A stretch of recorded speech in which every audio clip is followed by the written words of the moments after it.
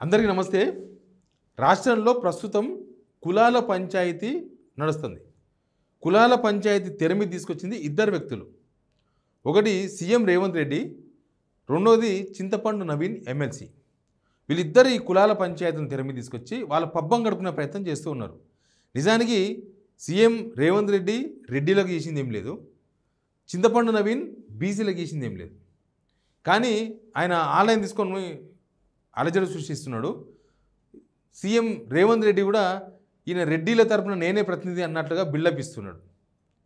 అసలు వీళ్ళ వ్యవహారం ఏంది? వీళ్ళిద్దరు పదురుకొని మాట్లాడుతున్నారా?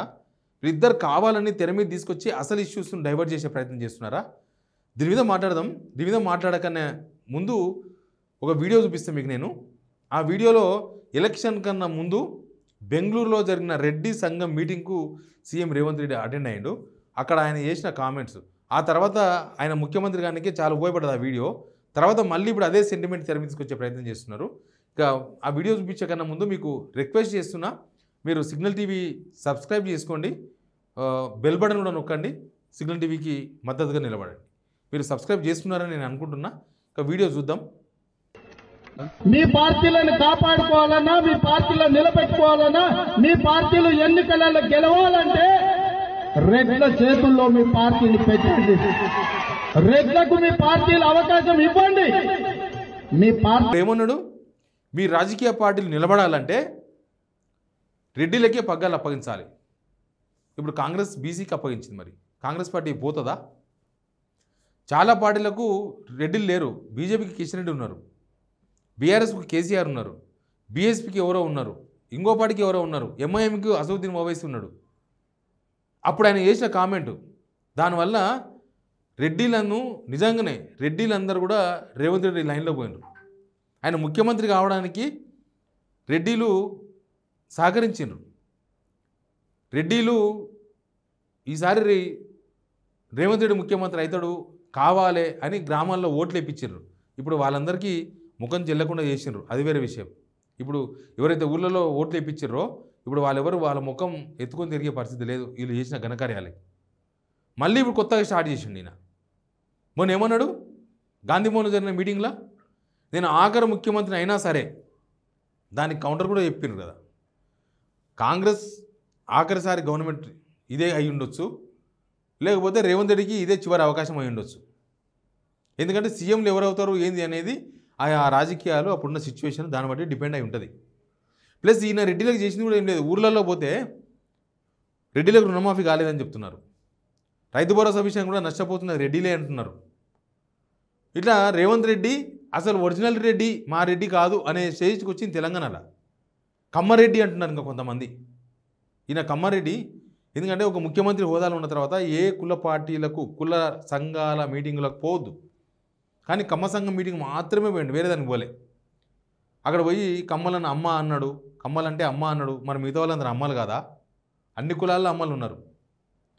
కానీ ఆ మీటింగ్ అటెండ్ అయ్యి మాట్లాడాడు. మళ్ళీ ఇప్పుడు కొత్తగా నేనే చివరి ముఖ్యమంత్రిని అయితే అయితా, అన్ఎక్స్పెక్టెడ్గా ముఖ్యమంత్రి అయ్యండి, ఇంకా చాలా అనుకుంటున్నాను. ఆయన నీవు చాలించుకుంటే చాలించుకో, కానీ రాజకీయం చేసేవాళ్ళు నీతో ఎండు కాదు కదా, రేవంత్ రెడ్డితోనే ఎండు కాదు. రేవంత్ రెడ్డి తర్వాత రాజకీయాలు ఉంటాయి, తర్వాత ముఖ్యమంత్రులు అవుతారు, రకరకాల కులాల వాళ్ళు ముఖ్యమంత్రులు అవుతారు, రకరకాల మనుషులు ముఖ్యమంత్రులు అవుతారు, అన్నీ అవుతారు. ఇంకా చింతపండు నవీన్కి వద్దాం. చింతపండు నవీన్ బీసీలకు చేసింది ఏం లేదు, బీసీలకు చేసింది ఏం లేదు. ఆయన ఇప్పుడు ఒక సామాజిక వర్గాన్ని నిందించి లేకపోతే వాళ్ళ పార్టీ నాయకులను తిడుతున్నాడు, మందిని తిడతలేడు. వాళ్ళ పార్టీలో ఉన్న రెడ్డి సామాజిక వర్గ నేతలను తిట్టి, జానారెడ్డిని, కోమటిరెడ్డిని, ఆయనను ఈయనను అందరిని తిట్టి బీసీల సింపతి కోసం ప్రయత్నం చేస్తున్నాడు. బీసీల సింపతి తీసుకొని బీసీల లీడర్ నేనే, ఇంకా బీసీలకు నేను తప్ప ఎవడు లేడు అన్నట్టుగా బిల్డప్ ఇస్తున్నాడు. బీసీలు చాలామంది లీడర్లు ఉన్నారు. బీసీ సామాజిక వర్గాల కుల సంఘాల లీడర్లు ఉన్నారు, ఆర్ కృష్ణ లాంటి లీడర్లు ఉన్నారు, జాజల శ్రీనివాస్ గౌడ్ లాంటి లీడర్లు ఉన్నారు, ఇప్పుడు ఎదుగుతున్న లీడర్లు చాలామంది ఉన్నారు, చాలామంది ఉన్నారు. కానీ ఈ స్వార్థపరుడు బీసీల పెత్తనం తీసుకొని అందరినీ గంపగుత్తగా అమ్మేసేయాలే ప్రయత్నాలు చేస్తున్నాడు. ఎవరికి అమ్మాలనుకుంటున్నాడో, ఏ పార్టీకి అమ్మాలనుకుంటున్నాడో తెలియదు. బీజేపీకి అమ్మాలనుకుంటున్నాడా, కాంగ్రెస్కి అమ్మాలనుకుంటున్నాడా, ఇంకొక పార్టీ ఈ మధ్య బీఆర్ఎస్గా పోగొడుతున్నాడు కాబట్టి బీఆర్ఎస్కి అమ్మాలనుకుంటున్నాడా, ఏం చేస్తుండో తెలియదు. కానీ బీసీలందరినీ గంపగుత్తగా మొత్తం బీసీ సెంటిమెంట్తో తీసుకొచ్చి చేయాలంటున్నాడు. బీసీలకు చాలా సమస్యలు ఉన్నాయి. ఇప్పుడు యాదవులు గొర్రెల కోసం కట్టిన డబ్బులు గత గవర్నమెంట్ నుంచి వస్తలేవు. ఇప్పుడు మీరు గవర్నమెంట్లోనే ఉన్నారు కదా సార్, ఇప్పించగా వాళ్ళ దగ్గర నుంచి. వాళ్ళు అప్పటికే తాలిబోట్లు పెట్టి ఇండస్ట్రీ తీసుకొచ్చి ఆ గొర్రెల కోసం డబ్బులు కట్టారు. గవర్నమెంట్లోనే ఉన్నాయి, మీరు డబ్బులు కట్టించవచ్చు కదా. తర్వాత చెరువులలో చేపలు వేయలే ఈసారి, చెరువులలో చేపలు వేయలేదు. చేపలు వేయకపోవడంతోన ఈ మత్స్య సంపద మీద డిపెండ్ అయ్యే వాళ్ళంతా ఈసారి బిజినెస్ లేకుండా పోయింది వాళ్ళకి. ఇక స్కాలర్షిప్స్, ఫీజు రియంబర్స్మెంట్స్ ఇవన్నీ బడుగు బలహీన వర్గాల వరకే ఎక్కువ వస్తాయి కదా, అవి అసలు రిలీజే చేస్తలేరు. దాని గురించి ఎవరు మాట్లాడరు. ఈయన ఏమనంటే కులం బీసీ అండ్ 300 కాపులు, అసలు మన దగ్గర బీసీలు, పక్క రాష్ట్రం పోతే కాపులు ఓసీలు. ఇప్పుడు బీసీలలో అత్యున్నతంగా, నేను ఎవరిని కించపరచలేను, అత్యున్నతంగా బతుకుతున్నది ఎవరు అంటే 300 కాపులే. రాజకీయంగా, ఆర్థికంగా, సామాజికంగా అన్ని రకాలుగా 300 కాపులే లాభపడ్డారు. మిగతా వాళ్ళందరూ ఆ తర్వాత కొంచెం గౌళ్ళు, కొంచెం యాదవులు, కొంచెం అటు ఇటు ఉన్నారు. ఇంకా మిగతా చాలా సామాజిక వర్గాలు బీసీలలో మొత్తం 124, 125 ఉన్నాయని చెప్తారు. వాళ్ళు చాలామంది పేదలు, నిరుపేదలు ఉన్నారు. వాళ్ళ కోసం ఈ బ్రహ్మాండ నాయకుడు చేసింది ఏం లేదు. మస్తు డబ్బులు సంపాదించారని చెప్పేసి ప్రచారం ఉంది, మస్తు సెల్మెల్లి చేస్తున్నారనే చర్చ ఉంది. మరి ఎంతమందికి ఈయన చదువు చెప్పించే ప్రయత్నం చేస్తున్నాడు, ఎంతమందికి అన్నం లేని వాళ్ళకు అన్నం పెట్టే ప్రయత్నం చేస్తున్నాడు, ఎంతమందికి ఏం చేసే ప్రయత్నం చేస్తున్నారు.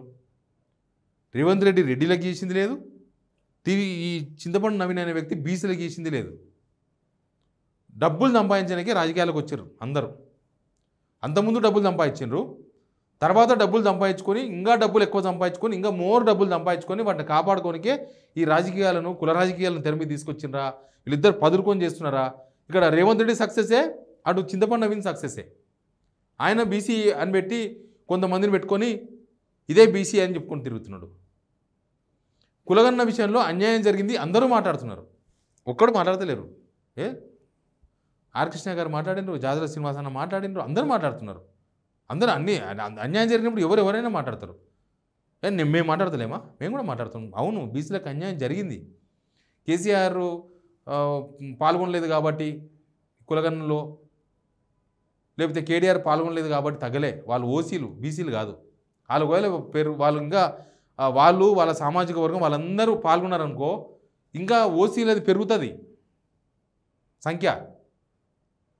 మీరు ఎక్కడ తప్పు చేసిరో ఆ తప్పుని చెప్పకుండా వీళ్ళిద్దరు కలిసి డ్రామా ఆడుతున్నారు. బీసీల విషయంలో ఇద్దరిది డ్రామానే. లేకపోతే బీసీలకు 42% రాకపోతే ఎమ్మెల్సీ పదవికి రాజీనామా చేస్తాడు ఆయన.